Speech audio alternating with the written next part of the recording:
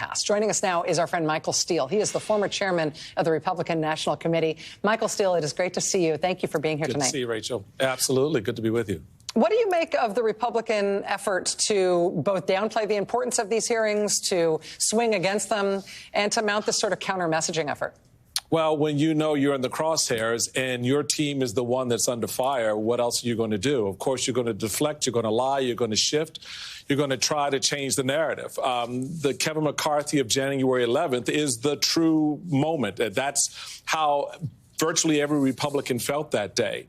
The Kevin McCarthy of today is the fictional character who's playing the role that Donald Trump wants him to play. And the key thing about this committee's work starting tonight turns on one, for me at least, one word: accountability.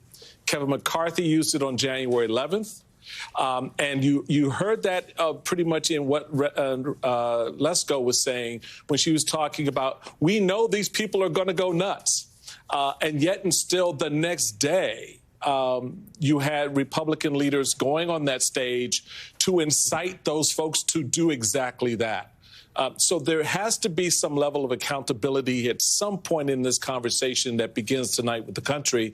I expect that to happen, along with damning video, damning audio, and then watching the Republicans continue to pivot into the lie that this is a nothing burger. Michael, it's Nicole. A former colleague of both of ours called me today, and they said, I haven't seen Liz Cheney this focused on a threat to the country since the post-9/11 era. She talks about Trumpism as the existential threat to democracy, the same way she used to talk about those threats. I wonder what you're watching for in Liz Cheney tonight. I'm watching for her to be the leader that she's been, and I think in many respects, the country, Democrats and Republicans both, are looking not to disregard what the chairman, Thompson's going to be doing, but the reality of it is Liz Cheney playing the role that she has played to be that one with the clarion call towards democracy coming out of the ranks of the party of insurrection, I think is a very powerful opening moment for the country. And I'm hoping, Nicole, that people are actually paying attention to this. It really concerns me that the prebuttal that Rachel referred to is being absorbed by way too many Americans. And I'm hoping that what she has to say, what Adam Kinzinger has to say, cuts through that noise that they're trying to create to distract us from their deeds, not our deeds, their deeds on January 6th. Michael Steele, Joy Reid, great to see you as always. Real quickly, on that same note, how important do you think it is? This is a bipartisan committee, and we're just going to hear from the chair and the vice chair, a Democrat and a Republican. We're going to be focused on their questions alone. To me, that feels more like a Watergate-style hearing, as a friend of ours said earlier this evening. Is that important, that we just hear this bipartisan voice coming from the committee chair, from the dais? Yeah, Joy, I think it is very, very important. We need both of these co-chairs to set the narrative for us. It's not that it's coming just from the Democrats or just from the Republicans, but it's coming from the combined effort, the consensus, the overall engagement by both sides to get to the bottom of this.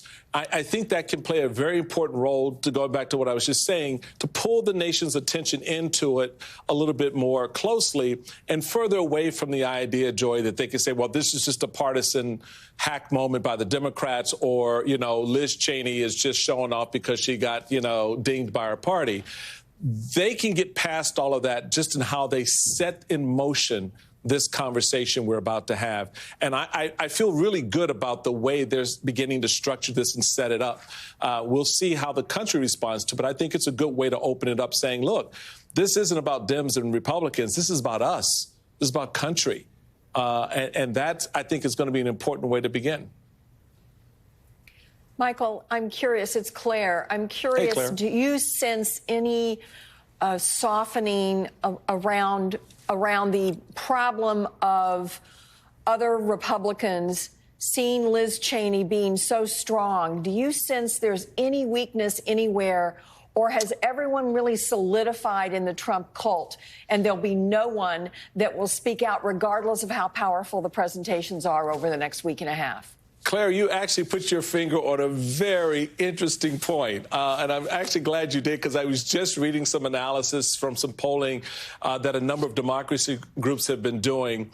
One, the first part of the answer is that cabal inside the House, particularly among the House Republicans, no, don't waste your time on them. But out in the country, right now, there's a growing number of conservative Republicans, okay, not just conservatives, but conservative Republicans who are looking for accountability. And there's been some tracking of polling that shows that over the past few months, that number has been increasing, which is why the accountability piece is going to be so important. Michael Steele, thank you for joining us. As always, I will tell you right now, it is the top of the hour. We are looking at live images of the Cannon Caucus Room at the U.S. Capitol. Members of the January 6th investigation are about to enter the room and take their seats. In terms of what we are expecting here, Chairman Benny Thompson is expected to gavel the hearing into session. As Joy was mentioning, we expect opening statements both from Chairman Thompson and from the Republican Vice Chair Liz Cheney. We also know that there are 2 live witnesses who are slated to testify tonight. A Capitol Police officer who was injured in the attack. Also a documentary filmmaker who captured footage on January 6th that we will be seeing for the first time tonight. He was embedded with the pro-Trump paramilitary group, the Proud Boys, that was the subject of a seditious conspiracy federal felony indictment earlier this week. We're also expecting to see excerpts from taped interviews that the investigators have conducted with high-profile Trump officials. Again, they have interviewed more than 1,000 witnesses.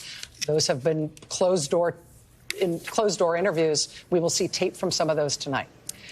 I should also warn you that some of the footage that the committee may plan to air tonight may contain profanity and disturbing images. We will air those things as they are aired in the hearing without interceding. We apologize in advance for that to the extent that's necessary. But here now is the first public hearing in which the January 6th investigation will lay out its findings for the American